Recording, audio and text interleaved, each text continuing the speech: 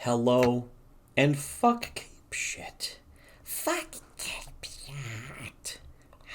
Can I talk? I can talk this fast. I wanted to see if I could talk so quietly that the VTuber thingy wouldn't even pick it up. Hello and fuck cape shit. I don't know. That sounds horrifically creepy. Anyways, welcome to another week of Shitty Webcomics Weekly. Brought to you by our delightful but brought to you by our backstars. I have tattooed a star on my back. Like stars that you see on really stupid, annoying whores. Stupid, spoiled whore video playsets. No, but our subscribe star backers, you can give us money. Better. They're way better than Paris Hilton. Oh, it's so much better. It's so cool. On our subscribe star, you can get access to secret videos. But also, more importantly than that, money. You give us money. You can also just give us Bitcoin. That's linked below. All the stuff is linked below. I mean, if you can't figure that out by now, you're stupid. There's many ways to support us, and you should. You should, because everything we're saying now is what all of you will be saying within a year minimum. Fucking sometimes 5 years, sometimes 10 years. You should stop not supporting us and support us. Yeah, you should get your mind right, get your priorities right. Get your facts straight, eh? Do your facts, eh? Get your priorities crooked, if anything. Because if your priorities are straight, and you're doing the stuff you're doing right now, then you need to get your priorities crooked. Get crunk. Get some what the fuck were we even talking about today? We were going to talk about funny arcades. Unfunny arcade. The weird history of product placement, which last time we ended by sort of scrolling through the Penny Arcade Presents page that has just a big ass list here, and just alphabetically: Assassin's Creed, Fellatio, Brothers in Arms Journal. Brothers in Arms, that was that game. That was that game. Gearbox did. Dark Messiah of Might and Magic from 2006, which I think the game's from like 2003 or 4. So it's like, what the fuck's that all about? But Dragon Age Origins Awakening, Empire Earth 2, Far Cry Instincts. This goes to show that the stuff that they had Penny Arcade trying to shill, a lot of it clearly was stuff that needed help. Myst 5, End of Ages, Painkiller, I assume one of the other Painkiller games. Yeah, very likely by Painkiller they mean paint thinner dominoes. Yes, it's a brand new Chodio. Prey, the 2006 game, Rainbow Six 3 from 2004, and fucking the thumbnail's just a bunch of fucking tropical fish.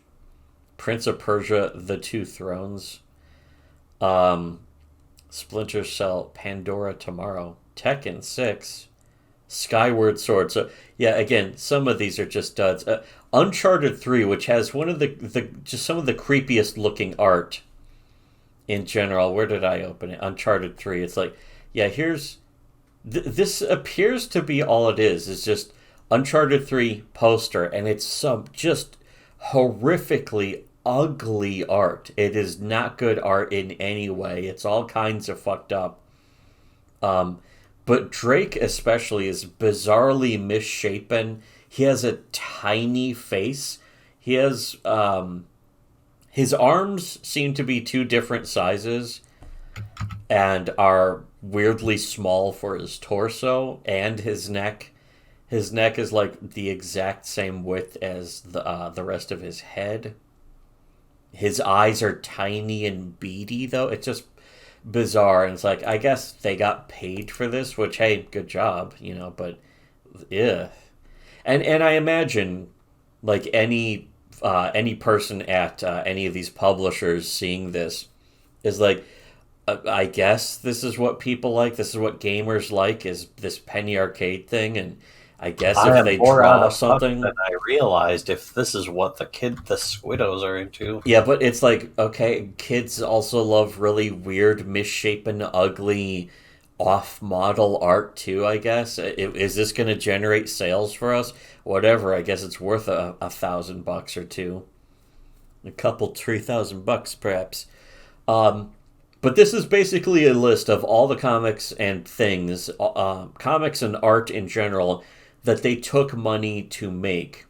Yeah, like it says 9 pages, poster, 8 pages, 9 pages, 1 page, that kind of shit. Bandana. But this is the stuff that they got paid from game companies to make. So they were taking money, like on the surface, they describe it and admit it right at the top. Occasionally, game companies will come to us and ask for something more than just standard ads. So they're paying Penny Arcade to make advertising in either comic form or a poster of the. Essentially, just mentioning some of these games counts as promotion. Yeah, just that's the thing, is that that's not getting mentioned either. Is just mentioning the games counts as promotion, even if they're not getting paid for it. And I think that's what this the Robert Koo guy did. Is he came along and was like, you can just get money from these game companies if you're talking about their game, regardless of what you're saying sometimes. But if you're not trashing the game, like we saw with the SimCity 4 or Sims, whatever the fuck it was, where that was like obvious. Or some shit. Yeah, it was something like that. I don't even remember. I'm not even going to go back to the video to see. But whatever it was very obviously they had taken money. Money changed hands for them to make that comic, because first there was a scandal about that game where nobody could connect and all the servers went down, that was not acknowledged by the comic or the attached news post, which people used to constantly take seriously. It's like, oh, did you see the news post on today's Penny Arcade comic? It's like, why would I read the news post on a Why Penny would I Arcade read comic? the comic, let alone the news post? First of all, the news posts were either full of like nerdy fawning, and the only reason to read the news post was just to see them say something embarrassing and stupid, like which was often too. Yeah, which when they had that meltdown about Braid, where they were just praising Braid, it was one of the most pretentious and overrated games in history. The fourth most overrated game in history, number 4. But it they had a fucking conniption over hearing that some people didn't want to pay $15 for Braid. And here's the thing, is that I pirated Braid. I'm not even sure how. Somebody just sent me a zip file. I was like, here's Braid. I didn't even go looking for it. Somebody was like, here's Braid.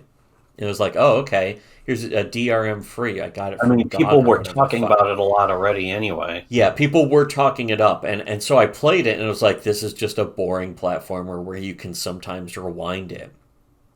It wasn't that good. It had painterly art, so it looked pretty. And that was really carrying most of the opinion. Because with nerds, it's about that surface gloss detail. They want their little nerd things to look as pretty as possible.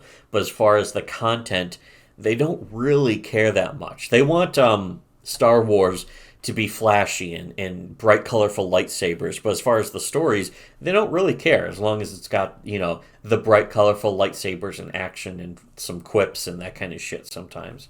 That's all that matters to them.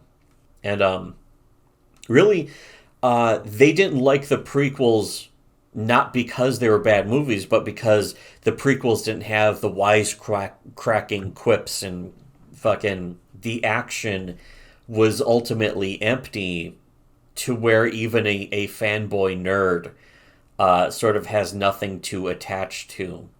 And even the fanboy nerds were like, oh, these movies are actually really good. And then they saw everyone else pointing out how the first prequel was bad. And they're like, well, you guys are haters. And then eventually they were like, well, or the second movie, though, is going to be... I remember Ain't It Cool News saying that they saw a sneak preview of the second Star Wars movie. It's like, oh, they said, oh, it's so much better. It's gonna fucking, if you didn't like the first movie or you're disappointed by the first movie, this second movie is gonna be so much better. And the second movie ended up being worse.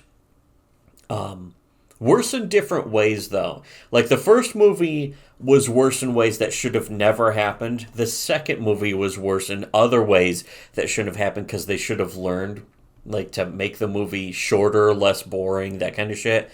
And just all these ways. And so that happened, and the Star Wars fans were like, oh, yeah, the second movie's really good. But that wore off even quicker. And then the third movie is the one that most of them say is still good. And it's not, but the thing is, it is better than the other two prequels. And that's all they have left to attach to. So they have to fucking say that Revenge of the Sith was the fucking good movie. So whatever. Anyways. Revenge of the Sith is actually the best movie. More like it. Anyways, so yeah, Dragon Age Oranges Awakening, page 1, and this is one of the things that I also really was tired of in Penny Arcade. I didn't like the comic anymore, but one of the things that was like the most primo, top shelf cringades in all of webcomics, like more, I think legitimately more than Loss and anything in Control-Alt-Delete, and almost as bad as Questionable Content or Dominic Deegan was when Penny Arcade would act like they were serious storytellers, because it was just the most generic paint by numbers storytelling fantasy tripe. They had no originality. And in fact, to try and cover that up, you could tell Bald would just try and go really vague with the storytelling and be like, what is the nature of the adventure? And just fucking like, ugh. And it would be like some kind of fruity tone poem. How do I know the color blue is to you? What the color blue is to me? Check the crayon box, asshole. Anyways, so yeah, this Dragon Age Origins Awakening comic, it's just like, oh, vigils keep the real estate of the Rendon how or was stripped from the family. And with no. And then, like, the whole time it's like guys sneaking around. Then he guys the guard. And then he hits him and punches him, though, because if he killed him. And the art is just kind of stiff. And they have these weird fucking, like, misshapen lump noses that turn into, like, a high heel shoe at the bottom. It's just fucking bizarre. And it's this. Here's the thing. I do absolutely think this is pig-like drawing, at least, because this is what it looks like when he tried to change up his style. Is that he learned like 3 other nose shapes, and most of them are crooked. Like there's the one long one, and then there's the high heel shoe one. But again, there's fucking.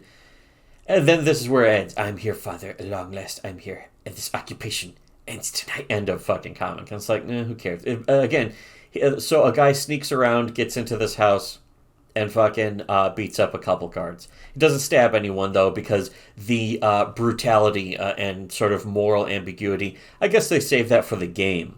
That's for the actual, like, highly paid writers, whereas Pig-like and Bald are really the not even mid-tier, not even mid-tier fucking creators that they were really born to be. Like, you put them in a room next to Harlan Ellison, and you fucking, the only natural thing is to give them a goofy jester hat to show what clowns they are. Anyways, so yeah, that was just one example of the obviously admittedly paid comics.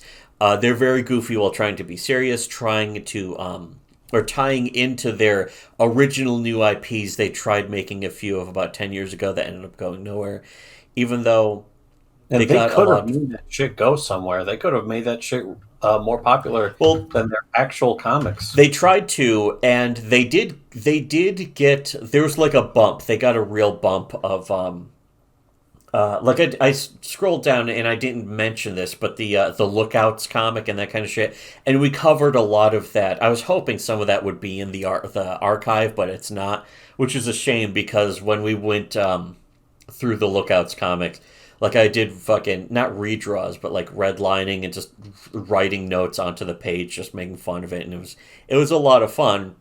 But I think it's just long gone now, which is surely a tragedy. But whatever. But that was some of that was on that page too of the Penny Arcade Presents, somewhere near the bottom of some of their many. I do plan to get into that in a future video, but right now we're just gonna focus on the product placement stuff. So there's like one was called Automata, not to be confused with Near Automata, and then there was the Lookouts, which was just like adventure Dungeons and Dragons Boy Scouts, but without any of the real meat and with no story. It was again like fruity tone poems and shit. And I hope to do we'll do an episode of that in the future, I'm sure at some point. But anyways, still, they tried making those for about 10 years, and that got them like a blip. They got a couple spin-offs that got made into comics. That were sold and that kind of shit, and they were sold as comic books, and I think they went to print and that kind of thing.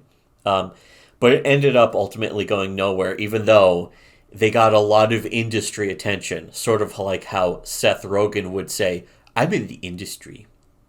And here's a comic from 2006. Is Pagan Balder like, I can't perceive this sort of person again. I can't perceive. This is fucking. Bald is like, I'm a writer now, so I'm going to talk all fancy like. He's going to use his mouth prettier than a $20 whore.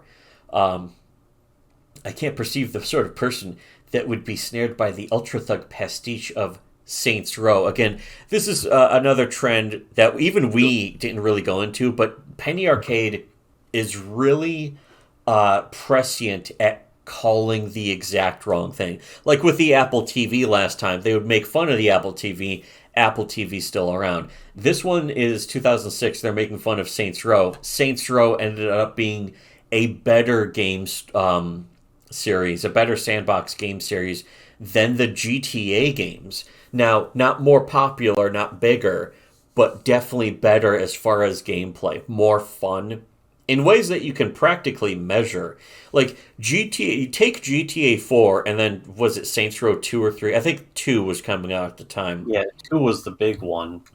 You can compare, you can practically measure it with fucking hard data and science. You can quantify it by looking at GTA 4 where it's like they fucking put all this work into the city and making it look really nice and realistic. What can you do? Drive around listening to people's problems as they're like, man, it feels so depressed. Watch TV in the game on your TV. Yeah, there was something the Saints Row 2 trailer famously made fun of and very accurately, whereas the Saints Row 2 game had actual fun game shit, like spray, like hijack this fucking sewage truck and just go around spraying people with sewage and just all that shit. To be honest though, I didn't think that game was as fun as Saints Row 3. Saints Row 3 I thought was 10 times more fun than 2. Because Saints Row 3 had one of my most fun favorite mini games, which was insurance fraud, where you're literally just running into speeding cars and it makes you invincible. That was in Saints Row 2, but it was like so much more simple. Yeah, like they just let it get game breaking in Saints Row 3. Yeah, in Saints Row 3, juggled across the entire map for a mile. You're fucking slamming against cars. You're completely invincible though. It's like as long as you're holding down the trigger that makes your body loose, you really don't take damage. And it's like, oh, okay. And I'm just bouncing off of car hoods. It's like the end of Crank. It's just fucking wonderful. Whereas in GTA 4, it's like he survived the war and he's coming to America to look for the guy that he wants. And it's like, it's just fucking dour. The nature of warfare and stuff, man. It's like what I liked it. I thought it was a good story. It was a good dramatic story, but it wasn't fun. It wasn't nearly as fun. It had a good cover-based shooting system too in GTA 4. But again, it was like just realistic and dialed down. It's like, this is a GTA game. It should. In the last one, I was fucking flying a stolen jetpack out of Area 51. Now I'm just driving a car around, listening to fucking McCready brothers' sister whining about how fucking all of her brothers are alcoholics as she's drunk as shit too. And it's like, oh god, it's just fucking bleak and sad. And then, so here's Penny Arcade, of course, being like, Saints Row, it's for these wiggers. And it's like, oh yeah, well here's this guy. What's your name, young man? Yo, K-Real, you could call me Keezy. His name's Kevin. He's the food court gangsta. Ah, get it? Oh shit, bitches. You know how literally I swang. it's like the way back. It's a joke from the way back, and it's like his real name's Kevin. Yeah, the entire joke of this is he's a wigger. That's the setup, the follow through, and the punchline. It's almost like, oh gee, we couldn't find any jokes to make about the actual subject. Yeah, so here's just a shitty, unfunny non sequitur. But it's also a way of saying like, this is what Saints Row is for. The Saints Row players probably like this shit. But again, 2006, isn't this when Saints Row 2 came out? And gee, how did that turn out? Saints Row 2 ended up being a giant hit, at least big enough to get a third game, then a fourth game, and then the fourth game spin-off. And all of those were fucking pretty good. To be honest, 4 and I didn't play Gat Out of Hell. 4 I liked, but I liked it because of the coupe. I like Gat Out of Hell. Yeah, it's basically just more of Saints Row 4. I heard it was good from you, basically. But yeah, Saints Row 3 I really, really loved. And both of them had completely seamless drop-in coupe. Whereas the GTA games didn't even have any coupe, and the multiplayer. I remember enjoying a few minutes of the GTA 4 multiplayer. It was like cops and robbers. Mostly as a concept, but the follow-through was just like, it's fine. It ended up getting kind of arduous if you played it anymore, because, of course, you're trying to win. And most people wouldn't do it. Fun to just get thrown around by the physics. And then GTA 5 took what should have been a fucking completely foolproof concept, because they had an entire new campaign just for Coop. And then it was like, oh, one guy died on your team? Okay, the entire mission's over. And you ran in the wrong direction. It's even worse than that. Yeah. You ran in the wrong direction for like a few seconds too long. Mission failure. Yeah, you went out of bounds in this giant open sandbox world. We put these really tight boundaries in it for no reason. And it's like, oh, let me just sneak a little bit around this area where the bad guys are all shooting at you so I can try and flank them. Oh, no, you went out of bounds. It's not even an invisible wall, just instant failure bullshit. Or fucking, they would shoot you through walls or some fucking goofy shit. Apparently, that's so much better than invisible walls. Don't you hate invisible walls? I'd rather just have the game fail me suddenly. Yeah. No. Because you're outthinking the game. That's the thing. Developers are like, "What? We're AAA developers. You can't outthink us. How dare you?" Okay, now it's over. That's I can't believe. Why are developers talking that way? Those aren't even words. It's not even a word. Shits. But anyways, this comic right here also could have just been one panel, maybe one big long panel, where it's this first panel and goes, well, it's not for us. It's for guys like this. Wiggers. Saints Row games. Again, it goes to show the taste of Penny Arcade is always on the losers. It's fucking... Whatever they go by, go with the opposite, and you'll fucking hit gold. And that's always been true of Penny Arcade, and it doesn't get pointed out enough. If it's somehow not true on accident, I don't want to know. Yeah, if they've ever supported something. I mean, like, they've called it on something that was impossible to get wrong, like fucking Portal. I think they did a fucking comic. It was, of course, though, they called it the We're Right Awards, and they gave every award, in the comic to Portal. And it's like, yeah, of course Portal's good, but it's not good because you like it. The way they like it is like, the cake's a lie, am I right, fellow gamers? And it's like, ugh. That was the shit that was put in to fucking almost misdirect the loser nerds like you. But anyways, this fucking comic is terrible actually, because again, it could have been one panel where it goes, it's not for us, it's for guys like this, and the rest of the panel should have just been this guy who's like, yo man, I go to the Cinnabon. I'm white, but I act like I'm black. The end. That's it. That's what the whole thing could be. But instead, the middle panel is so bloated up with completely useless text, because Bald is like, I'm the writer, so I am writing. Check out my writing. This is an example of my writing. I'm so good at writing. And it's so bloated up that the text is being crammed into the bottom where the fucking lettering is going into the border of the word bubbles. It's just really fucked up. And again, this last panel is completely superfluous because it could have just been this. It could have just been in the first panel. They're fist bumping, and it's like, he could have just been reaching out to the side here to fist bump this guy who's just saying this in the last panel. But the thing is that they act. Bald acts like he's getting paid by the word. He's like, I'm a writer, so I have to justify that I'm the writer by writing as much as I humanly possibly can to show that I'm a writer. And that's been, again, this has been true since 2006, and he's only gotten worse. He has not gotten any better. But this is not exactly an example of product placement. This is an example of an older comic that just made references to brand. This is 2006, and this is sort of before before really selling out and taking payoffs for making comics about video games.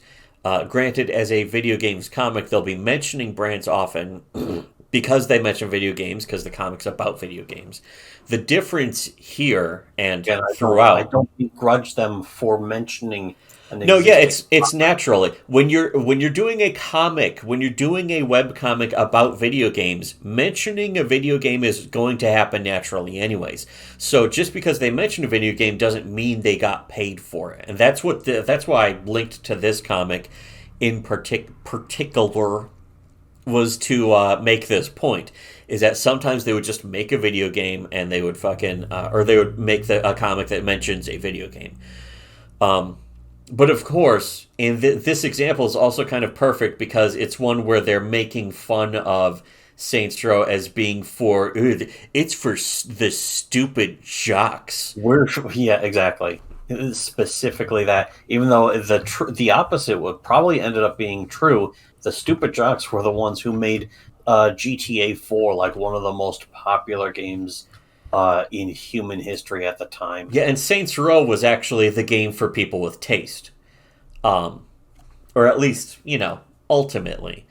At least, by 3. Games. Yeah, it's for people who actually like games instead of people who are so concerned about trying to look smarter than other people, which is what this comic's also about, which is really annoying and gay AF, you could even say. But here, though, the difference in this case between getting paid to make a comic about a game and just mentioning a game here is the difference is making a joke at a video game's expense and the player base's expense in a really pretentious, snooty, upturned nose, pig-like upturned snout way, like this specific comic.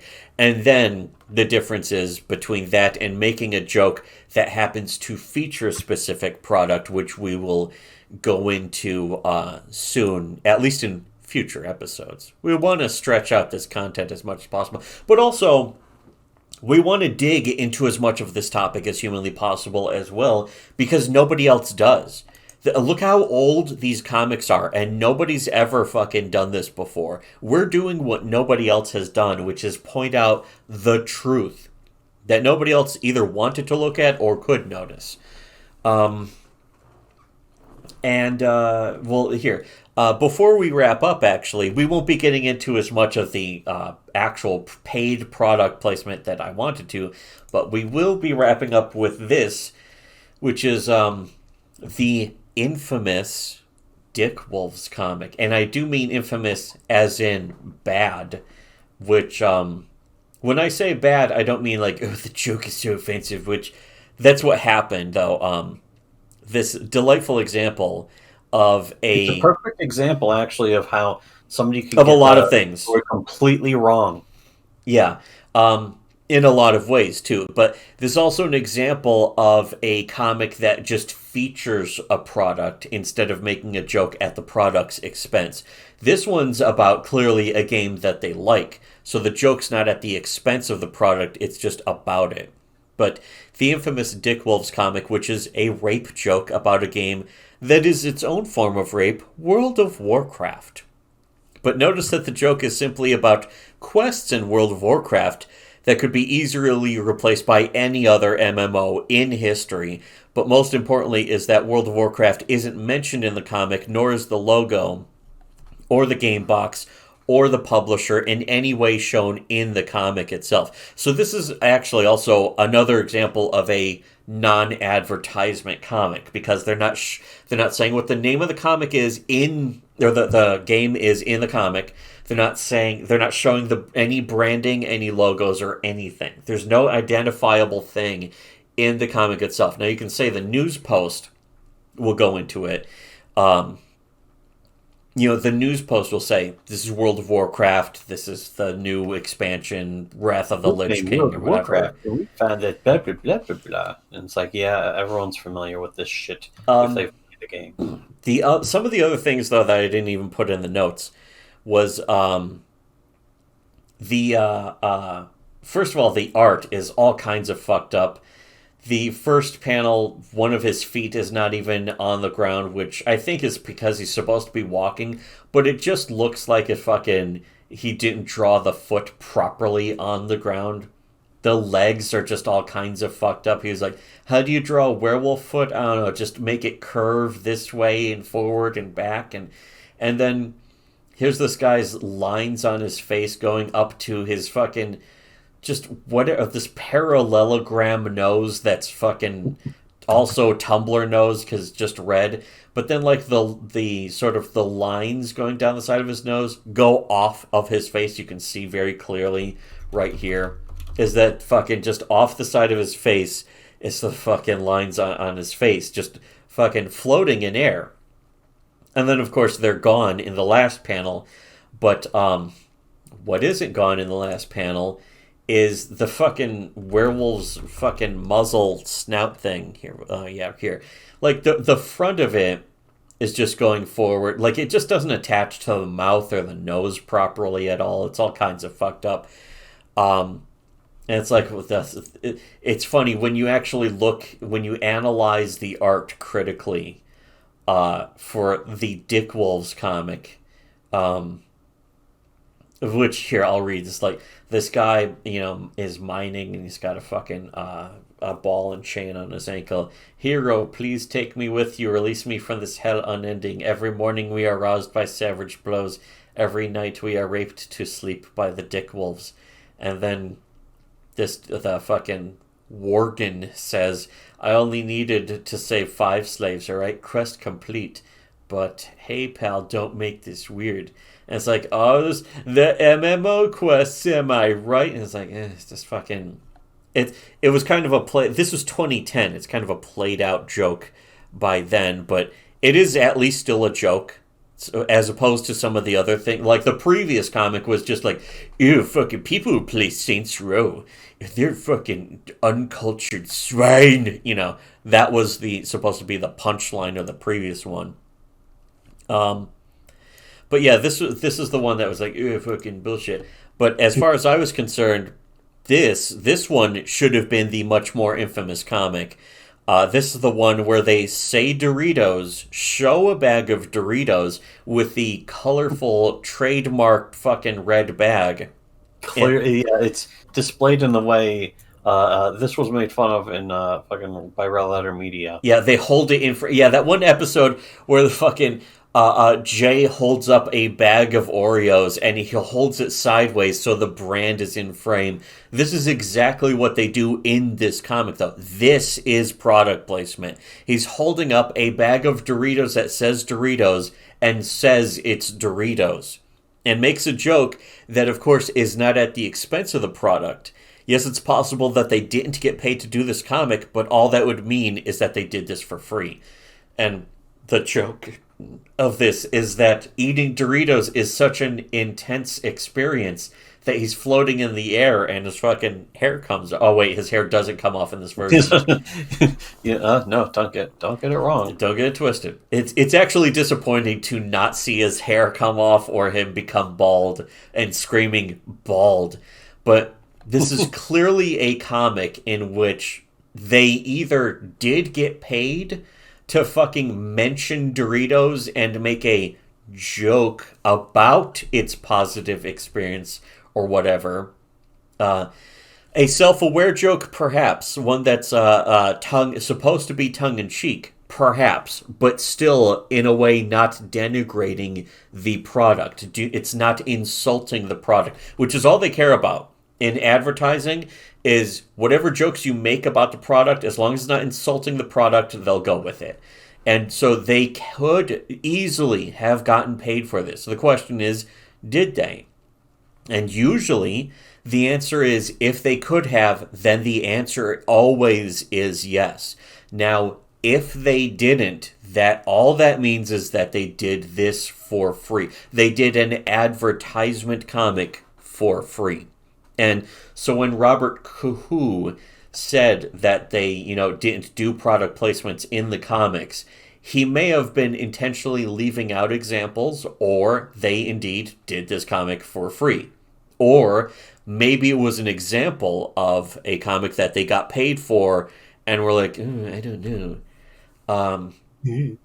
And they're like, maybe we shouldn't be as blatant about it.